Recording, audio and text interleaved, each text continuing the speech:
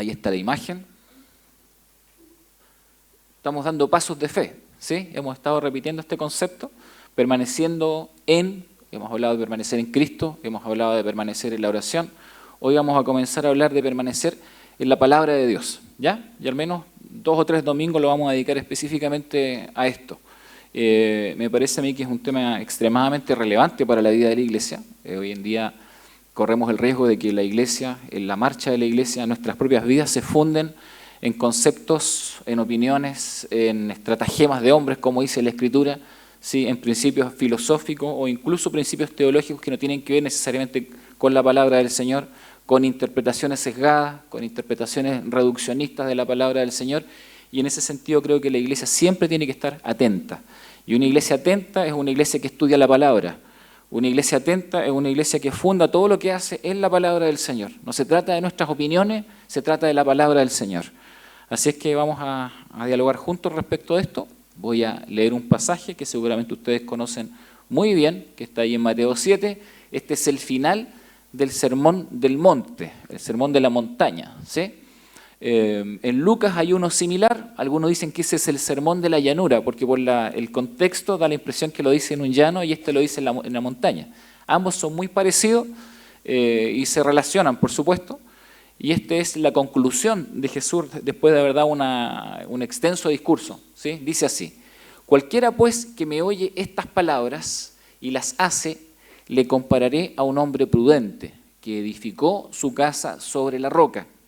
Descendió lluvia y vinieron ríos y soplaron vientos y golpearon contra aquella casa y no cayó porque estaba fundada sobre la roca. Pero cualquiera que me oye estas palabras y no las hace, le compararé a un hombre insensato que edificó su casa sobre la arena. Y descendió lluvia, y vinieron ríos, y soplaron vientos, y dieron con ímpetu contra aquella casa, y cayó, y fue grande su ruina. Y cuando terminó Jesús estas palabras, la gente se admiraba de su doctrina, porque les enseñaba como quien tiene autoridad, y no como los escribas. Oremos un momento.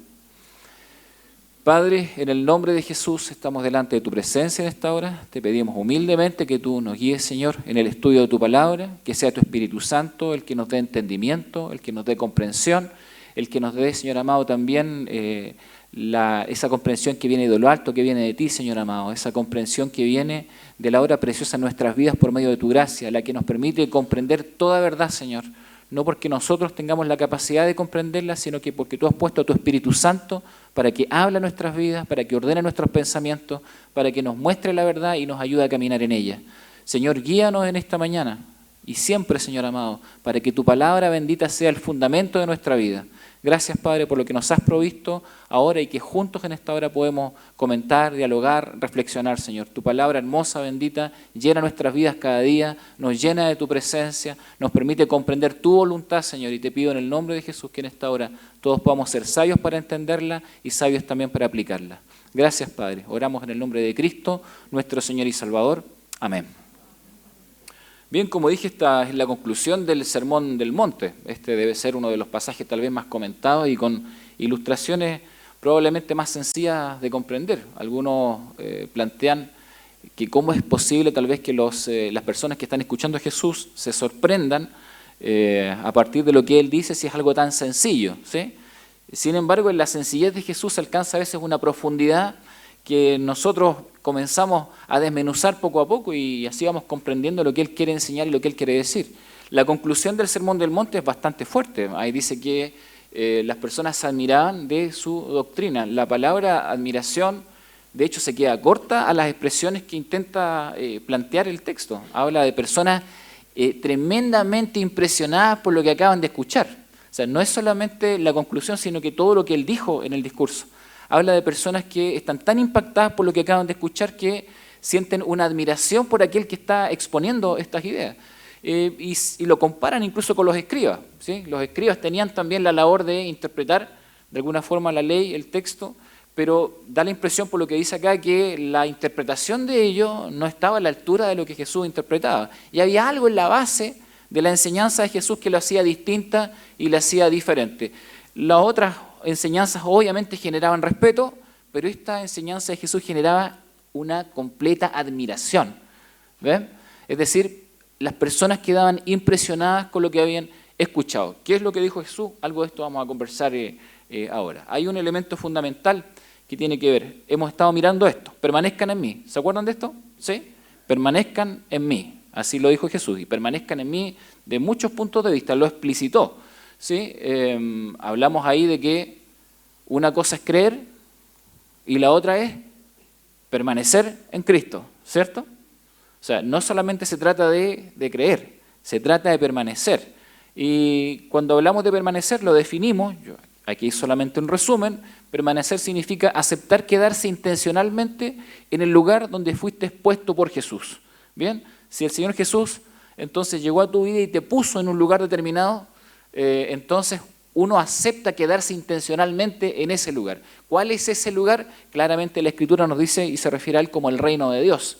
Un reino invisible, un reino que el mundo no ve, donde hemos sido puestos por gracia y por misericordia. Entonces, una cosa es creer, pero el siguiente paso también tiene que ver con permanecer en él. Y a todo eso le llamamos fidelidad, ¿cierto? O sea, nuestras vidas son medidas también por la fidelidad y son pesadas por la fidelidad, decía un autor. Así es que pensando en esta idea de permanecer en el Señor, vamos a mirar este pasaje. Ahí está donde probablemente se llevó a cabo. Esa es una foto exacta del momento cuando Jesús está... No tenemos acceso a tanta información, privilegiada, ¿no? Bueno, miren, eso debe haber sido por ahí, se piensa que en el mar de Galilea, entre Magdala y Capernaum, por ahí. En realidad son montes que bajan hacia el mar de Galilea, ¿sí? Y ahí hay algunos montes, algunos valles, por eso algunos hablan del Sermón del Monte. Si está un poquito más abajo se habla del Sermón de la Llanura, pero tiene que ver con eso, porque son montes que bajan hacia el mar. ¿Bien?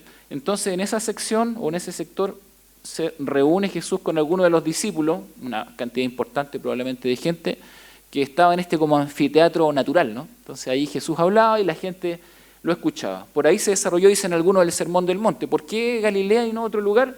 En realidad, el lugar más religioso era acá, pues Jerusalén está acá. ¿Ven? Esta es la zona más desértica, probablemente la zona más religiosa. De hecho, la gente de acá, de esta zona de Judea, a veces en aquellos años al menos hablaba de manera más despectiva de los que estaban en el norte. Esta era la zona más productiva, la zona de los obreros, de los trabajadores, y la gente más religiosa estaba en esta zona. ¿Bien? Pero esa mirada despectiva encontró en Jesús una mirada distinta, porque de hecho los grandes religiosos de aquel tiempo lo que hacían aquí era hablar, como dije, a veces de manera despectiva, diciendo, por ejemplo, si quieres hacerte sabio, ven al sur. Si quieres hacerte rico, anda al norte. O sea, hablando de que allá estaban los comerciantes, la gente que generaba productividad, pero los que querían vivir una vida religiosa, más bien se les invitaba a vivir en el entorno de Jerusalén. Lo interesante de esta historia es que Jesús, de los 12 discípulos que llamó y que le siguieron, 11 son de Galilea y solamente uno es de Judea. Ese uno de Judea es Judas Iscariote.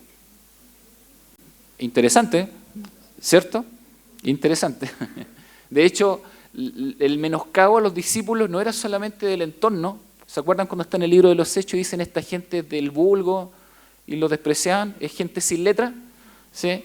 De hecho, esa expresión no es solamente de personas externas, sino que también era interna. La gente religiosa de esta zona los miraba mal a ellos. E increíblemente, el Señor Jesús se rodea de personas que eran lo vil y lo menospreciado.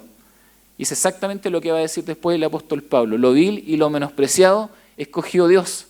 Entonces, esta diferencia va a ser muy importante para comprender el pasaje, porque los escribas generalmente se desarrollaban su labor acá, en el entorno de Jerusalén. Había en todos lados, pero mayoritariamente acá. Y la enseñanza, la interpretación de la ley, todo lo que tenía que ver, ¿cierto?, con la rigurosidad y la religiosidad estaba presente más en esta zona. Hacia allá habían zonas un poquito ya más liberales, también Decápolis, lo mismo, exactamente lo mismo. Pero esta diferencia va a ser importante porque Jesús va a centrar su enseñanza en personas que tal vez no tienen una tradición religiosa tan consistente como los que están en la zona sur. ¿Ven? ¿Y por qué lo va a hacer con ellos? ¿Por qué va a enseñarles algo a ellos que tal vez es un poquito distinto, diferente de lo que están enseñando de acá en el sur? Porque básicamente acá la gente está arraigada a cierto ritualismo, a cierta liturgia, a cierta rigurosidad. Ellos confían más bien en sus obras para la salvación. tienen una cierta interpretación que ya ha sobrepasado largamente lo que es el estudio de la ley. Y la tradición oral se había vuelto un peso muy grande en la vida de las personas. De hecho, Jesús les va a decir básicamente que ellos ponen peso y mandamiento en las personas que ni Dios ha puesto.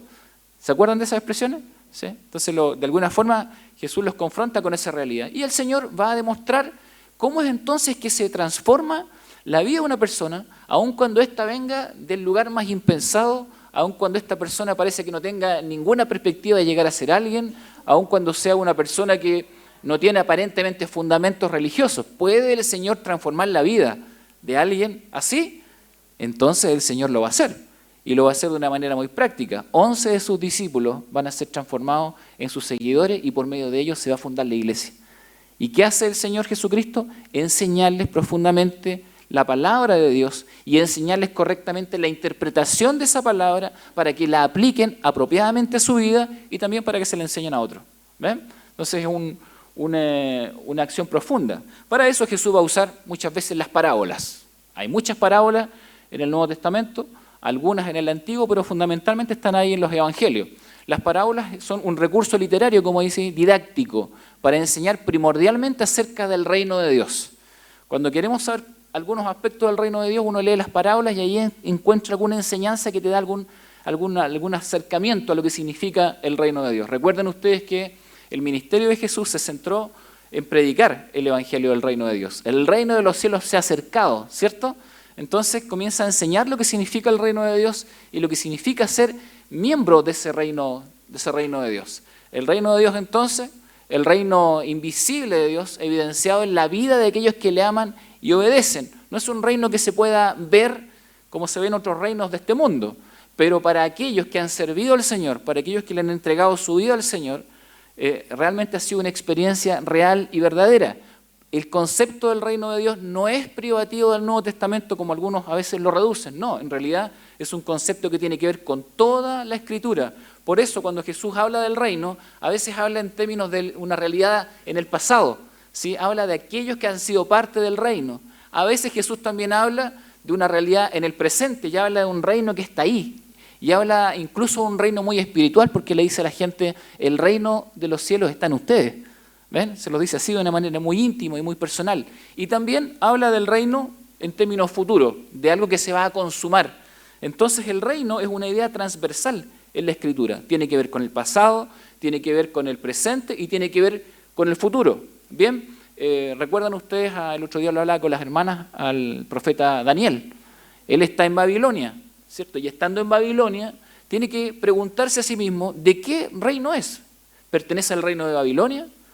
De acuerdo a los conceptos geográficos de aquellos tiempos, cuando ellos pensaban que los dioses estaban remitidos a un área geográfica, algunos hablaban del Dios de Israel como el Dios que se había quedado atrás. Entonces ellos estaban en Babilonia. ¿Dios está aquí con nosotros?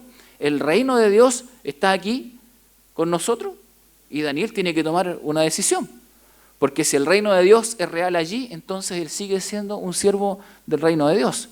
Y entonces es él el que va a enseñar y va a decir que aunque los reinos de este mundo crezcan y se crean poderosos e intenten despedazar a un reino pequeño que es el reino de Dios, ese reino pequeño en realidad es tan fuerte que no puede ser destruido, sino que va a permanecer para siempre, dice Daniel. ¿Ven? Entonces él habla de un reino que existe, de un reino que está allí, de un reino que es real, un reino que ha trascendido la historia.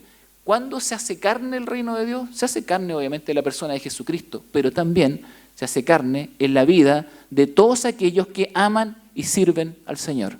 Así es que el reino de Dios está aquí, está con nosotros. El reino de Dios está en tu corazón. El reino de Dios está presente y se hace evidente en la vida de todos aquellos que aman y obedecen al Señor. Allí donde el Señor está reinando, está su reino. ¿Está el Señor reinando en tu corazón? Fue muy suave ese amén, ¿eh? Voy a darle una chance, a lo mejor fue muy repentina la pregunta. ¿Está el Señor reinando en tu corazón? ¿Ven? Y ahí el reino de Dios es una realidad, se hace presente. Pero ¿cómo una persona que está disfrutando la realidad del reino de Dios, que reconoce la realidad pasada, la realidad presente y la consumación futura del reino, cómo lo hace evidente para los demás? ¿Ven?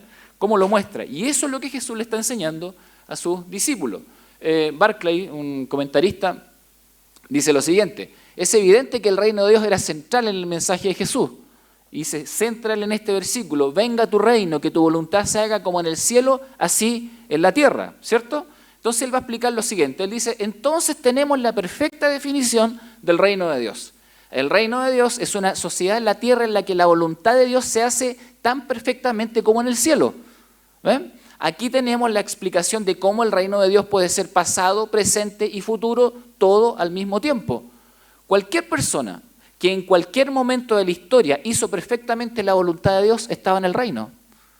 Cualquier persona que hace perfectamente la voluntad de Dios está en el reino. Pero como el mundo está muy lejos de ser un lugar en el que la voluntad de Dios se haga perfecta y universalmente, la consumación del reino está todavía en el futuro. Y es todavía algo por lo que debemos orar. Sin embargo, aquellos que creen hacen real y visible el reino. Por eso viven bajo los valores del reino, y quien guía su vida, entonces, es el Señor de los cielos. ¿Ven? Por eso la Escritura dice: buscad primeramente el reino de Dios y su justicia, y lo demás vendrá por añadidura, ¿cierto? Pero primeramente el reino de Dios.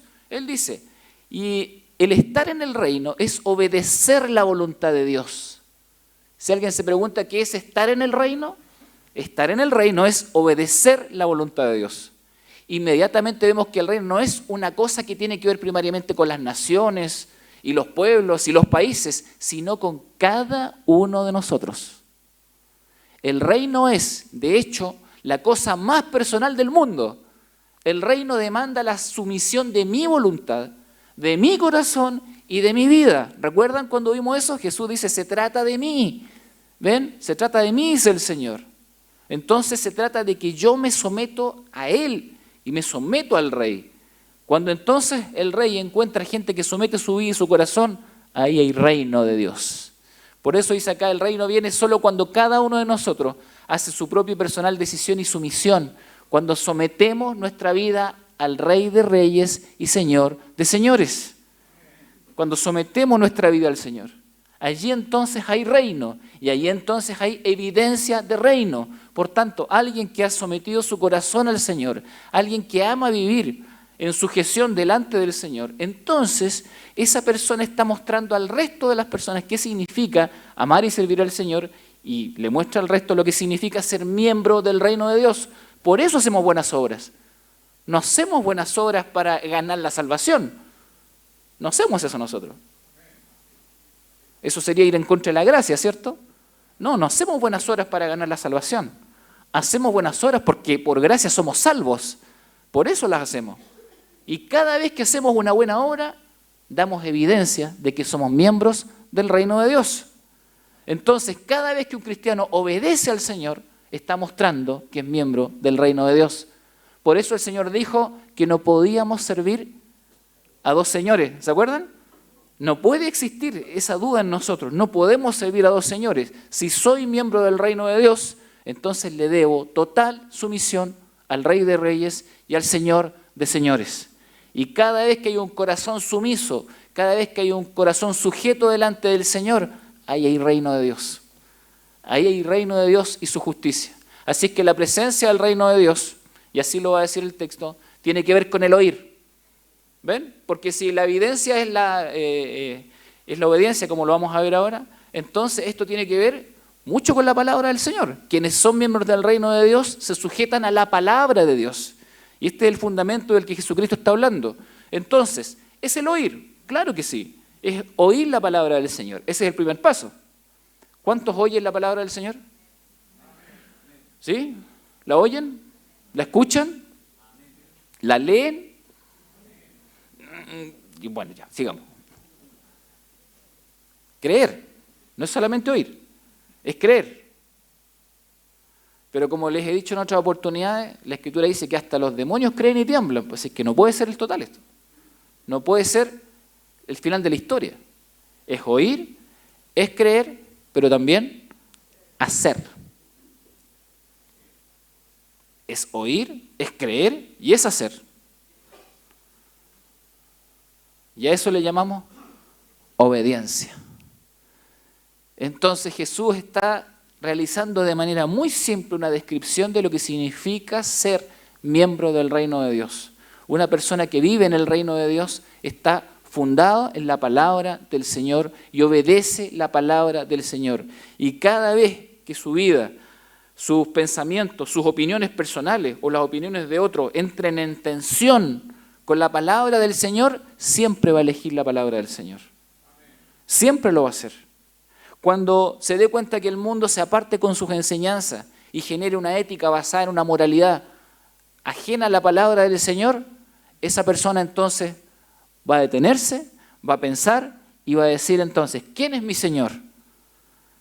Se lo va a preguntar. Y entonces también se va a preguntar, ¿a qué palabra tengo que obedecer? ¿Cuál es la palabra que guía mi vida? Si yo soy miembro del reino de Dios, esa definición ya debería estar absolutamente clara. Hermanos, podemos escuchar montones de opiniones respecto de la ética y respecto de la base moral de este mundo, cada una a veces más relativista que la otra, cada una más liberal que la otra. Pero un hijo de Dios, miembro del reino de Dios, no puede renunciar a la palabra que le ha sido entregada por el Señor Jesucristo. La vida de una persona cristiana está fundada en la palabra del Señor. Y eso es tener la vida fundada sobre la roca. Entonces, oír, creer, hacer. A eso le llamamos obediencia. Y eso es lo que está diciendo Jesús. El que me escucha, el que escucha mis palabras, pero las hace. El que escucha mis palabras, pero no las hace. ¿Ven qué simple? Si ustedes miran el resto del texto bíblico y comparan con Lucas también, se van a dar cuenta que siempre hay un tema de dos, no hay más opciones. Antes de este pasaje se van a encontrar con verdaderos profetas y falsos profetas. Se van a encontrar con la puerta estrecha y la puerta ancha. Siempre dos. Siempre dos. No hay más. A veces hay gente que cree que puede convivir con dos realidades y no se puede. Es imposible. No se puede servir a dos señores. Si hemos creído en el Señor, entonces su palabra es la que le da el fundamento a nuestra vida. Miren lo que hacían los escribas. Ellos dicen aquí hay una pequeña descripción, ¿no? Y por qué este quiebre de alguna forma con la autoridad de Jesús. Los escribas designaban esto una clase de hombres a quienes se había instruido en la ley. Estos hicieron del estudio sistemático y de la explicación de la ley su ocupación. Se les contaba entre los maestros de la ley o los versados en ella, dice la Escritura. Enseñaban apoyados en la tradición oral. ¿Qué había pasado hasta este punto de la historia? Que la Torá, ¿cierto?, ya había perdido de alguna forma cierto peso porque eran tantas las interpretaciones que se le habían sumado a la palabra del Señor, eran tantas las opiniones, incluso de muchos maestros en el curso de la historia, que se habían puesto como una carga encima de la palabra del Señor, que finalmente ya las personas no sabían muy bien en qué creer. La mayoría de ellos se sentía inseguro en aquel tiempo y enseñaba apoyado en la tradición oral, en la interpretación que otros habían realizado de la Escritura a través del tiempo. Y a eso Jesús le dice mandamiento de hombre, le dice eso. Estos son mandamientos de hombre que generan una carga enorme en la vida de las personas. ¿Ven? Ese fundamento, dice Jesucristo, no sirve. No se trata de las opiniones, por muy buenas que sean. No es la opinión humana, ¿cierto? Ni es la interpretación humana la que finalmente genera el fundamento, no. Y cuando Jesús hablaba, ¿recuerdan que el texto terminaba con eso? Jesús enseñaba con autoridad y la gente se admiraba. ¿Por qué se admiraba la gente? Se admiraba porque Él habla como el Señor de la palabra. Él no está tomando la interpretación de otro. ¿Se dan cuenta? Él está hablando como el Señor de la palabra, como el Señor del reino. Por tanto, cada expresión, cada enseñanza de Jesucristo tenía enorme peso en la vida de las personas. Él hablaba entonces como el Señor del reino.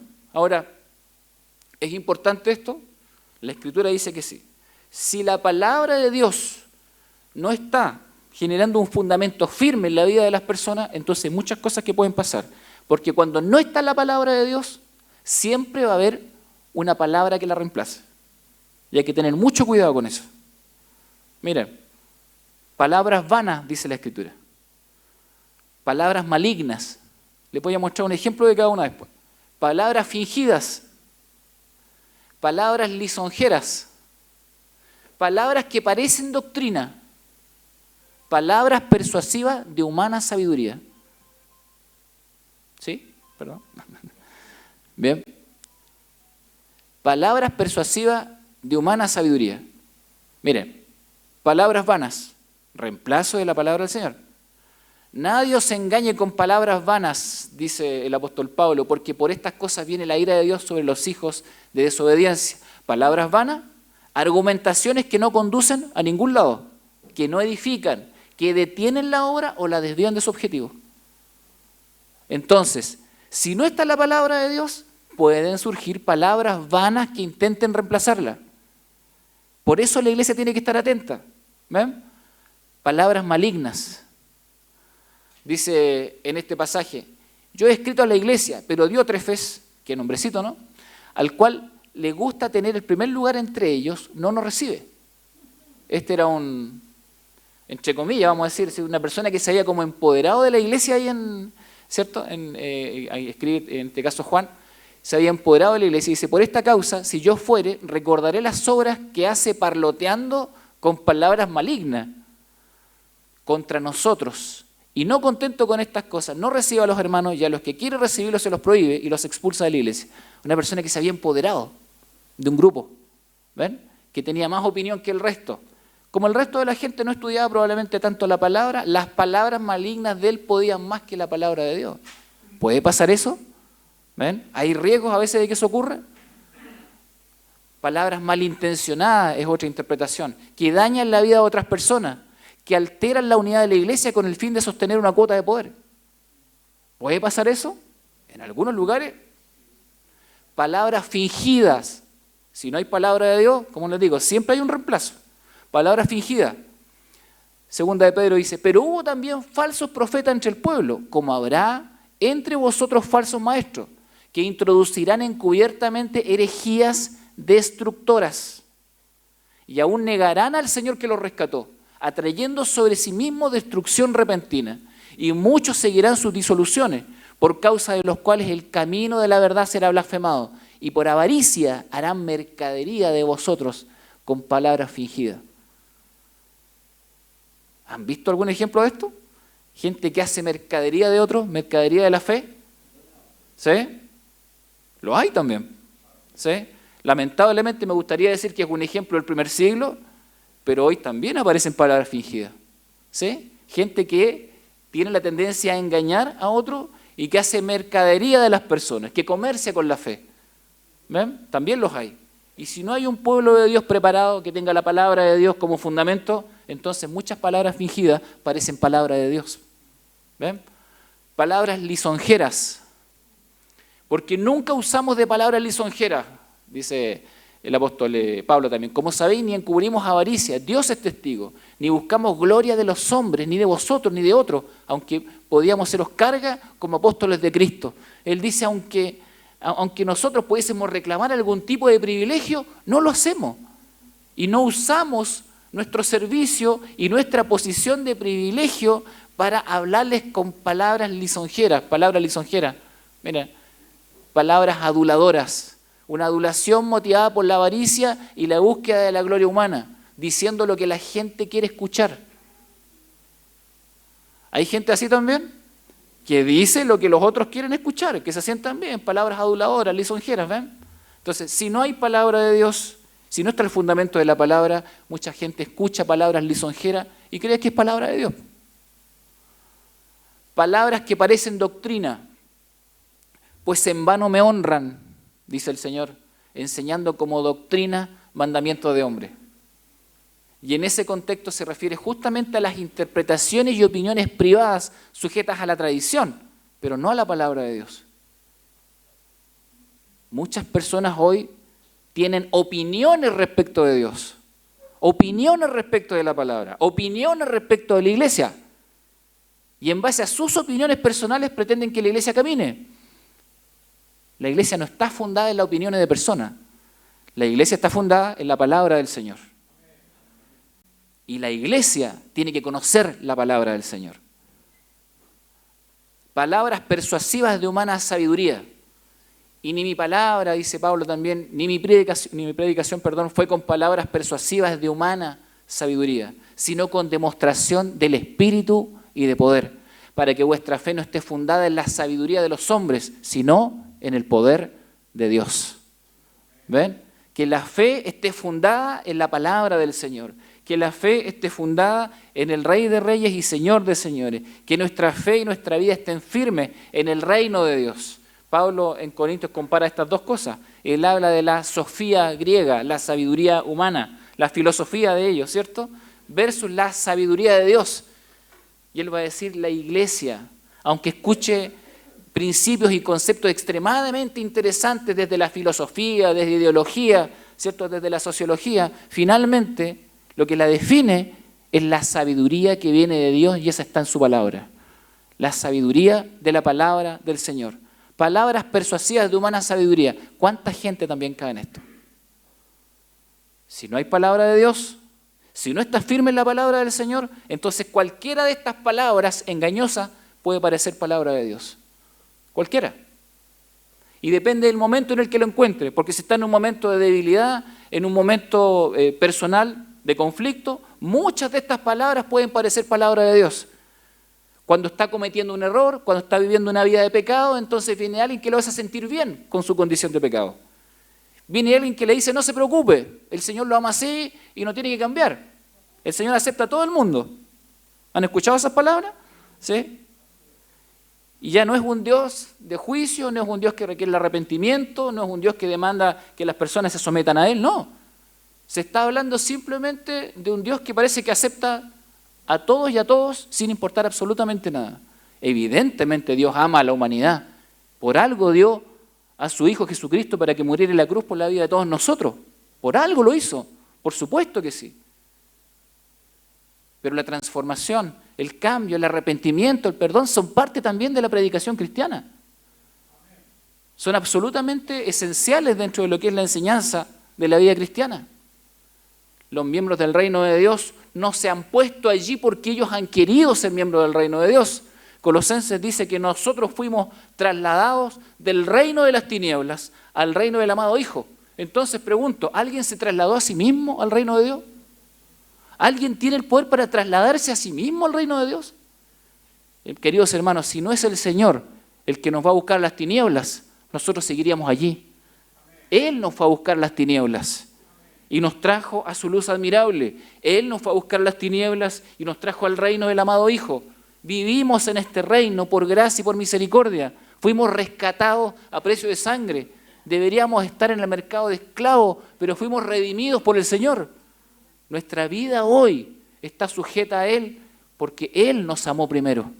Nuestra sujeción a Dios y a su reino entonces están fundados en su gracia, en su misericordia y están fundados en su palabra.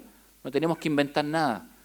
El Señor ya nos dio el fundamento para que podamos caminar con Él. Si no, consecuencia, si uno no toma la palabra como fundamento. Miren, niños fluctuantes llevados por cualquier viento de doctrina.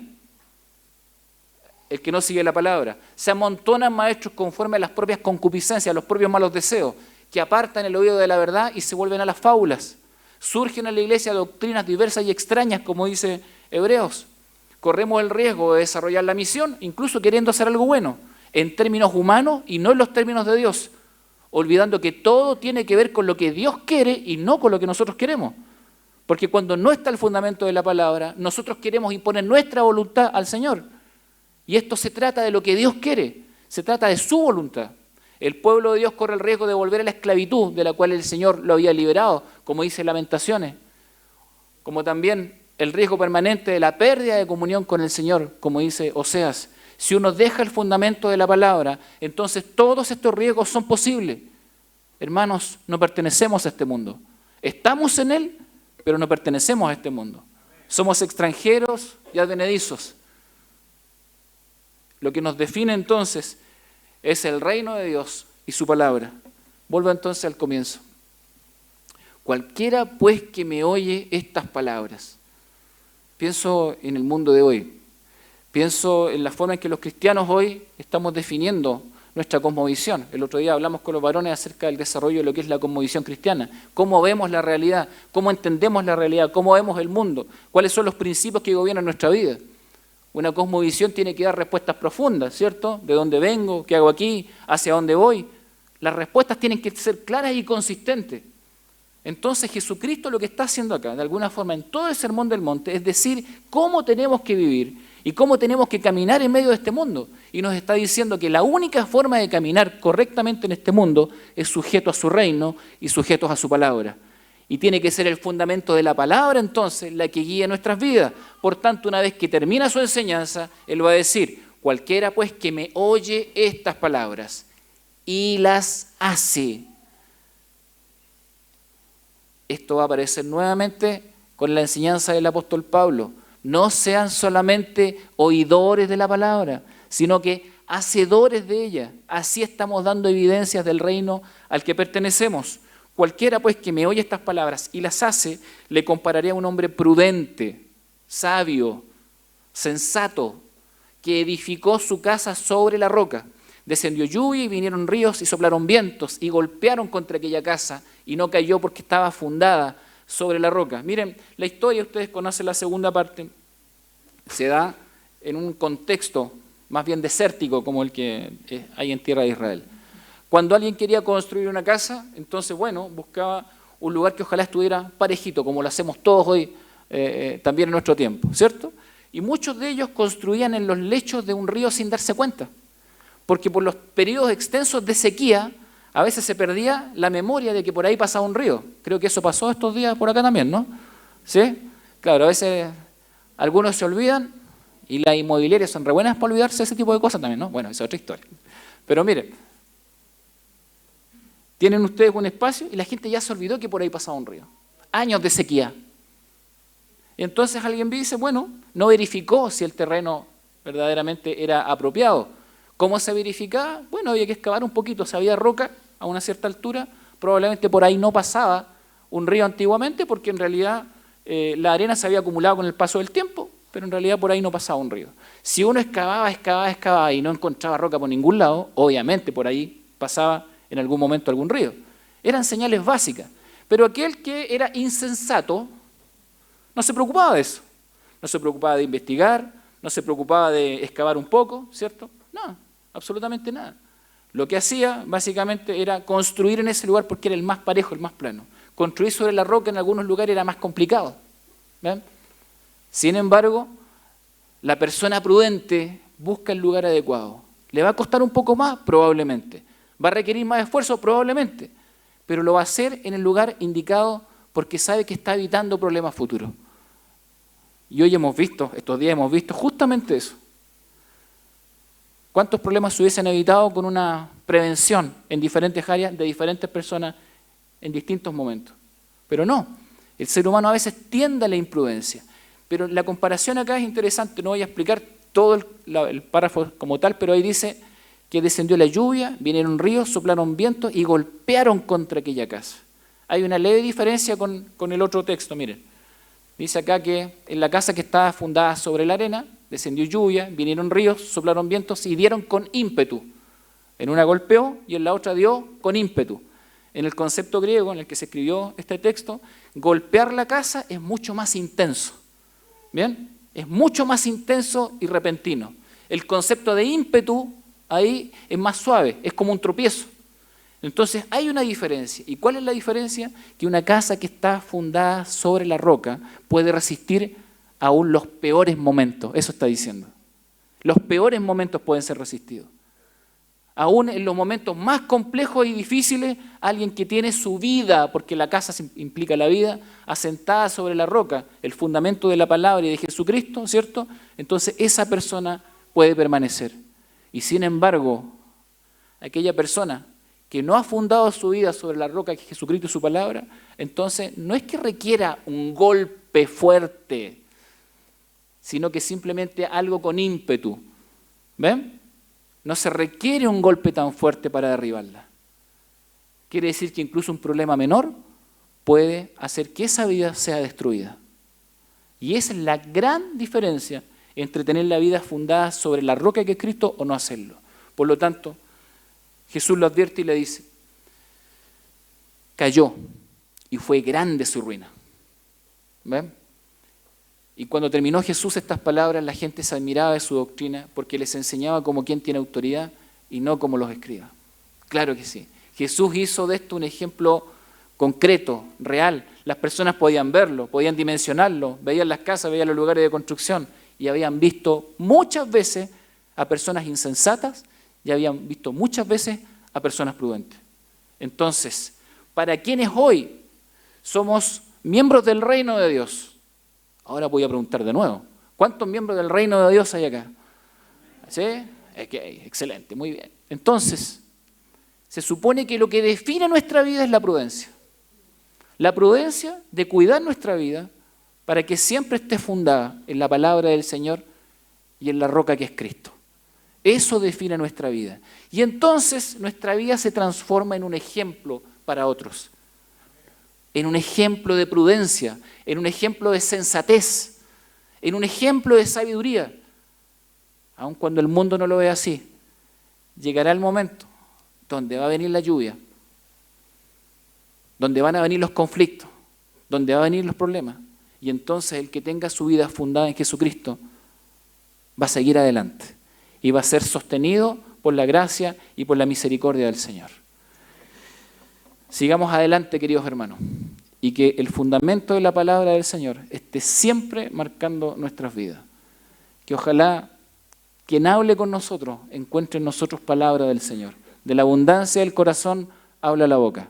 Llene su vida de la palabra del Señor y cuando hable con otros no hable palabras de humana sabiduría. Comparta palabra del Señor. Hable palabra del Señor. Que su vida esté guiada por la palabra del Señor, sostenida por la palabra del Señor. Háblale a la familia, a la gente cercana, a los amigos, a los compañeros de trabajo, compañeros de universidad. Que escuchen palabra de Dios. Pero ¿sabe? No solamente que la escuchen, sino que vean en usted y en mí ejemplos de personas que aman la palabra del Señor. Así es que seamos buenos oidores, pero también buenos hacedores de la palabra del Señor. Amén. Vamos a orar un momento y damos gracias a Dios por su palabra.